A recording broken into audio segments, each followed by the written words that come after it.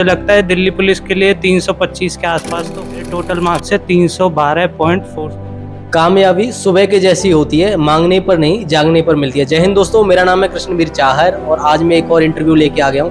भाई मेरे साथ हैं, इन्होंने रिसेंटली एसएससी सीपीओ का एग्जाम दिया है और उसकी सारी स्टेजेस क्लियर कर रखे हैं। तो इनसे बेहतर कौन जानेगा कि एसएससी सीपीओ के बारे में, तो इनसे जानेंगे पूरी प्रक्रिया के बारे में। इससे एस्पिरेंट जो तैयारी कर रहे हैं उनको एक मोटिवेशन मिलेगा और साथ में जानकारी मिलेगी कि कैसे तैयारी करनी है और क्या क्या स्टेजेस रहती हैं। तो मेरा नाम सूरज चौधरी है और अभी मैंने हाल ही में सीपीओ 2022 क्लियर किया है, तो उसकी सारी स्टेजेस क्लियर करी हैं। अच्छा, आपने जो प्री क्लियर किया उसमें कितने मार्क्स रहे आप? मेरे प्री में थे 134.97 और उसके बाद आपने मेंस दिया, मेंस में क्या स्कोर आया आपका? मेरा मेंस में 177.5। क्योंकि इसकी जो है पूरी टोटल मार्क्स भी आ रखे हैं, तो उसमें क्या स्कोर रहा है आपका? मेरे टोटल मार्क्स है 312.47। 312 313 के समथिंग आपके मार्क्स हैं। तो आपको क्या लग रहा है कि कौन सी पोस्ट आपको मिल जानी चाहिए? अपने अंदाजे से बताइए। मेरे अंदाजे से एसएसबी मिल जानी चाहिए, एसएसबी या आईटीबीपी भी मिल सकती है। अच्छा, दिल्ली पुलिस के लिए क्या रह सकता है कि दिल्ली पुलिस में मिलने के लिए कितने मार्क्स और होते हैं? मुझे लगता है दिल्ली पुलिस के लिए 325 के आसपास तो होना ही चाहिए। जैसे कि आप जानते हो या मुझे पता है कि आप और भी एग्जाम्स की तैयारी कर रहे थे, तो क्या कैसे आपको पता चला कि मुझे सीपीओ का एग्जाम देना है, या इसके बारे में कहाँ से मोटिवेशन आया? हाँ, जैसे सीपीओ का एग्ज़ाम है तो इसमें दोनों तरह से चाहिए, आपको फिजिकली भी फिट होना चाहिए और पढ़ाई आपका बाकी एग्ज़ाम्स के तुलना में थोड़ी कम भी होती है तो चल जाती है। जैसे सीजीएल वगैरह का देखोगे तो उसमें आपको बहुत ज़्यादा नंबर लाने पड़ेंगे सेलेक्ट होने के लिए, लेकिन इसमें आप एक एवरेज स्कोर करने वाले भी हो और फिजिकल ठीक है तो सेलेक्ट हो सकते हो। तो ऐसे ही मेरे साथ था, तो मुझे लगा कि मुझे सीपीओ में जल्दी सिलेक्शन मिल सकता है सीजीएल से, तो इसलिए मैंने सीपीओ को प्रेफर किया। अच्छा, जैसे कि मुझे पता है कि आपने सीजीएल का भी एग्जाम दिया था, और उसमें क्या रहा था? मैंने सीजीएल का एग्ज़ाम दिया था, उसमें मेरे 152 मार्क्स थे। हाँ, प्री में। उसके बाद मेंस का था, इसका भी मेंस का आना था, दोनों का लगभग एक टाइम पे आना था, तो मैंने सीपीओ को प्रेफर किया सीजीएल के। सीजीएल में बच्चे भी बहुत पास हुए थे, 3,85,000 पास हुए थे, तो उसमें कंपटीशन में ज़्यादा लगा। इसमें लगभग 15,000 बच्चे पास हुए थे, तो 15,000 बच्चों में फाइट थी, तो इसलिए मैंने सीपीओ को प्रेफर किया।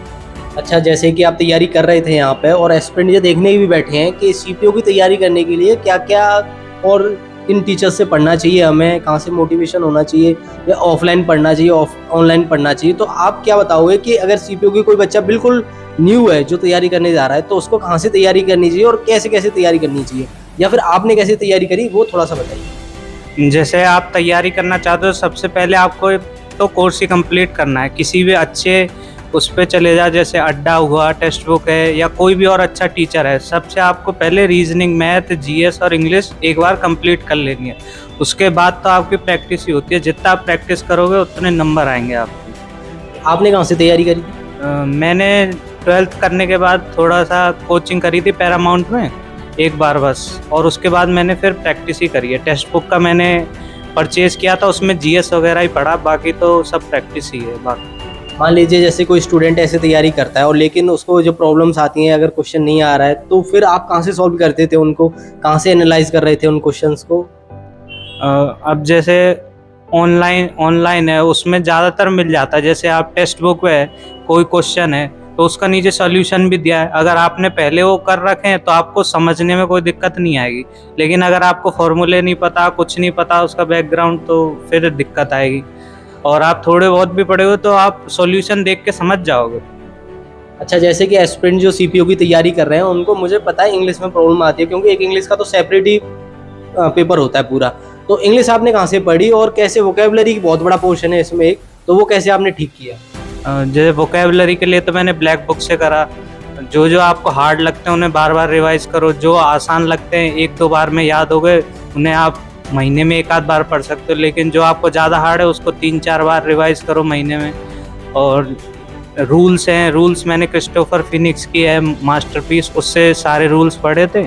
और फिर बस प्रैक्टिस है, प्रैक्टिस करो इन दोनों चीज़ों की। प्रीवियस ईयर क्वेश्चन से कर सकते हो और ऑनलाइन मॉक टेस्ट से, इससे प्रैक्टिस करो। जितना प्रैक्टिस करोगे उतने नंबर इंक्रीज होंगे। जैसे कि आपने मैथ्स की तैयारी करी हुई है, रीजनिंग पढ़ी है, तो इनके लिए कोई बुक्स आपने प्रीफर करी है कि ये बुक ज़्यादा बढ़िया है, ये मैं पढ़ लूँ, या एस्पिरेंट को पढ़नी चाहिए जो सीपीओ से रिलेटेड रहती है?